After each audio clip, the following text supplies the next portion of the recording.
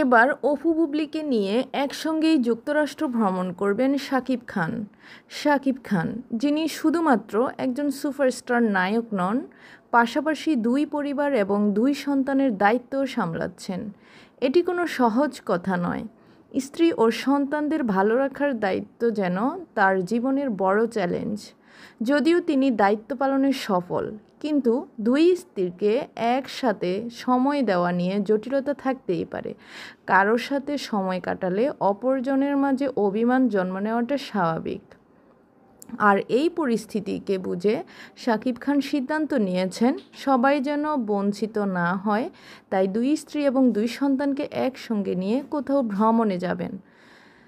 তার ওই সিদ্ধান্তে সামাজিক মাধ্যমে অনেক প্রশংসা ফেলেও প্রশ্ন উঠছে, একসঙ্গে দুই স্ত্রী ও দুই সন্তানকে সামলানো কতটা সম্ভব।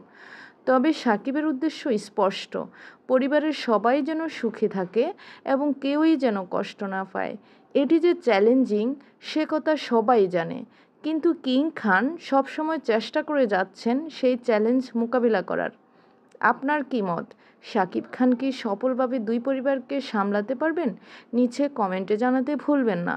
ভিডিওটি ভালো লাগলে লাইক দিন, শেয়ার করুন আর নতুন আপডেট পেতে চ্যানেলটি সাবস্ক্রাইব করুন।